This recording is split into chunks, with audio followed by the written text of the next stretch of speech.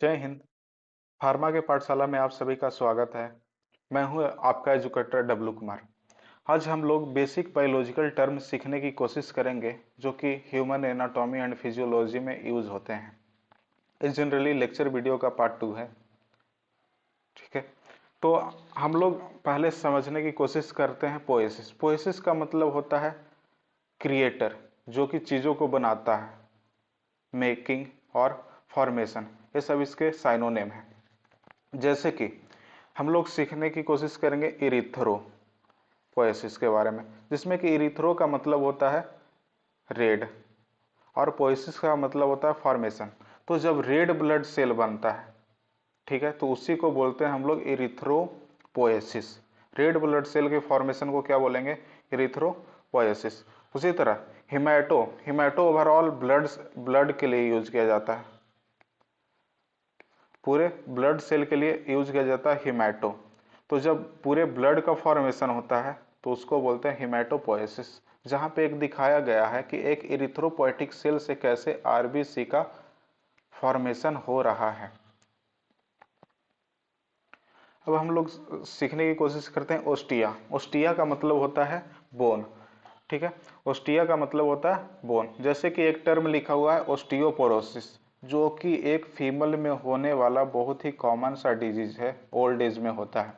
ठीक है, जैसे कि ओस्टियो का मतलब हो गया आपका बोन, और पोरोसिस का मतलब होता है कि उसमें छोटा छोटा छिद्र हो जाना। छिद्र होने से क्या होता है कि आपका देखिए एक नॉर्मल ए नॉर्मल बोन है और ए आपका हो गया ओस्टियोपोरोसिस वाला बोन। इसमें छिद्र होने से क्या होता है कि इससे कैल्शियम और फास्फोरस का जो भी डिपोजिशन होता है वो धीरे धीरे करके बाहर आना शुरू हो जाता है, जिससे कि आपका बोन का डेंसिटी कम हो जाएगा। और बोन का डेंसिटी कम हो जाने से आपका जो बोन है वो स्ट्रांग न रह के वीक हो जाएगा और इजिली आपका बोन फ्रैक्चर होने की संभावना रहती है। तो इस कंडीशन को क्या बोलते हैं? ओस्टियोपोरोसिस।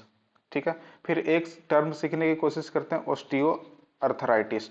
अर्थराइटिस तो समझते ही होंगे, ज्वाइंट पेन। और ओस्टियो है मतलब कि स्पेशली अगर बोन जहाँ पे ज्वाइंट कर रहा है वहाँ पे अगर पेन हो रहा है तो ओस्टियो अर्थराइटिस हो गया। जिसमें कि देखिए एक ये नॉर्मल बोन है, नॉर्मल बोन का ज्वाइंट है, और यहाँ पे जो ज्वाइंट है यहाँ से बीच से कार्टिलेज हट चुका है। कार्टिलेज हटने के कारण और यहाँ पे extra amount of acid crystal ये सब जमा होने के कारण जो भी यहाँ पे का इलाका है वो स्वेल कर जाता है, और कार्टिलेज नहीं रहने के कारण वो फ्री मूवमेंट नहीं कर पाते हैं, जिसके चलते इसका कॉर्नर डैमेज होता है और यहाँ पे मूवमेंट करने में बहुत ज़्यादा पेन होता है। इस कंडीशन को बोलते हैं ओस्टियो अर्थराइटिस। तो मीन्स ओस्टिया टर्म आपको बोन के लिए यूज किया जाता है। अब हम लोग हर्ट के बारे में सीखने की कोशिश करते हैं। जनरली कार्डियो टर्म यूज किया जाता है हर्ट के लिए। कार्डियो टर्म यूज किया जाता है हर्ट के लिए, जिसमें कि जैसे कि हर्ट के स्टडी को बोलते हैं कार्डियोलॉजी। क्या बोलते हैं? Cardiology, study of heart. उसी तरह जो हार्ट का डॉक्टर होता है उसको बोलते हैं कार्डियोलॉजिस्ट। उसको क्या बोलते हैं? कार्डियोलॉजिस्ट बोलते हैं। हम लोग एक बहुत ही कॉमन टर्म डेली लाइफ में यूज करते हैं, कार्डियक अरेस्ट। किसी पर्सन को कार्डियक अरेस्ट हो गया तो कार्डियक अरेस्ट का मतलब होता है कि आपका जो हार्ट है वो स्टॉप हो जाता है बीटिंग करना। देखिए यहाँ पे जो हार्ट है अभी ये बीट कर रहा है, और एक क्या हो जाएगा, एक टाइम के बाद वो ऐसे बीट करना, पंप करना खून को रोक देगा, तब उसको क्या बोलेंगे? Cardiac arrest. आपने एक टर्म सुना होगा कार्डियक अरेस्ट, और एक होता है हार्ट अटैक। हार्ट अटैक, ठीक है। तो दोनों में लोग बहुत कंफ्यूज रहते हैं, तो उसको समझने की कोशिश करते हैं। जैसे कि एक है आपका टर्म कार्डियक अरेस्ट और एक आपका हो गया हार्ट अटैक।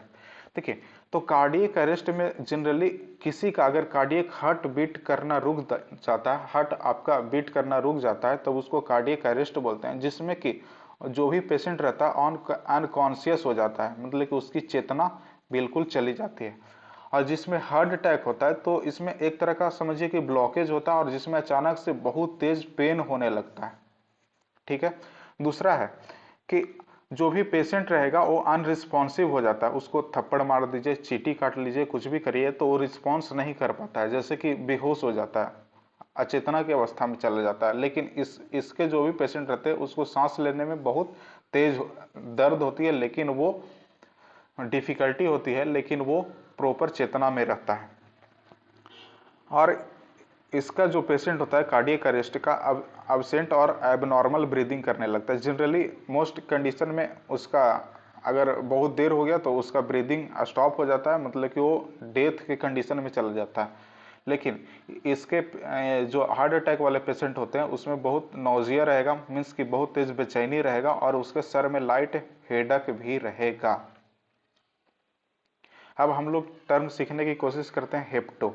हेप्टो टर्म लिया गया है, यूज किया जाता है लीवर के लिए। ठीक है, हेप्टो टर्म आपका यूज किया जाता है लीवर के लिए।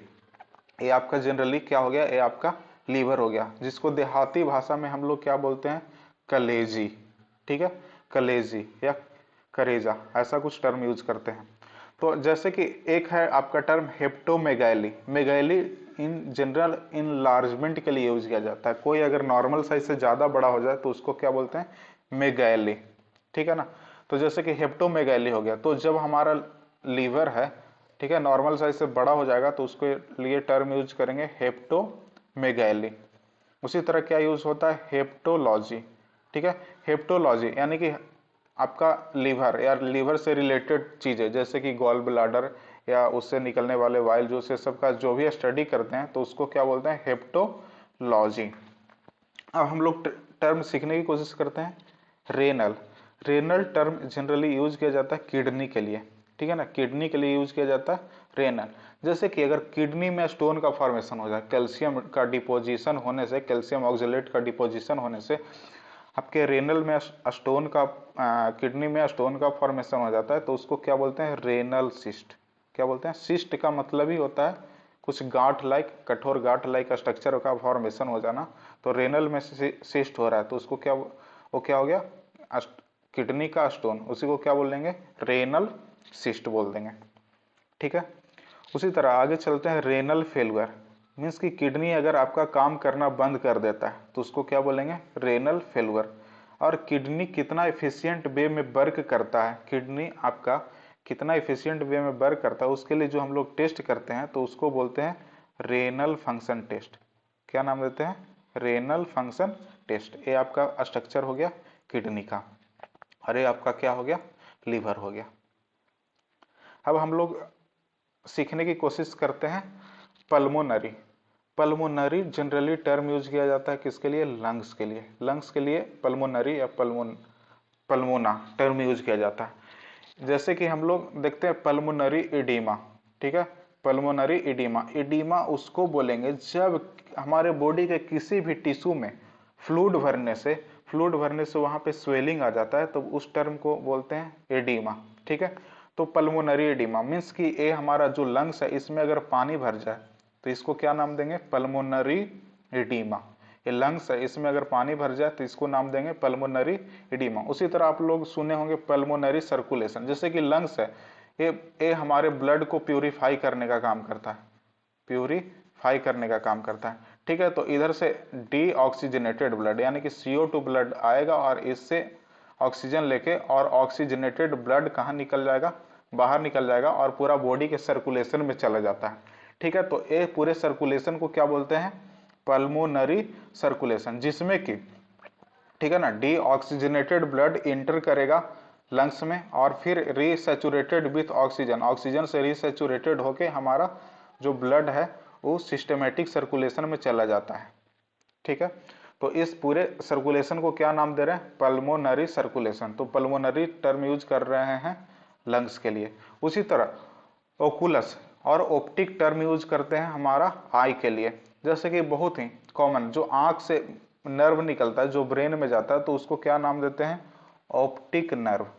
ठीक है ना, उसी तरह आई प्रिपरेशन जो होता है, जो आंख में डालने वाला जो भी होता है आईटोन वगैरह, उसको क्या बोलते हैं, ऑप्थेल्मिक प्रिपरेशन या ऑप्टिक प्रिपरेशन, उसके लिए टर्म यूज करते हैं।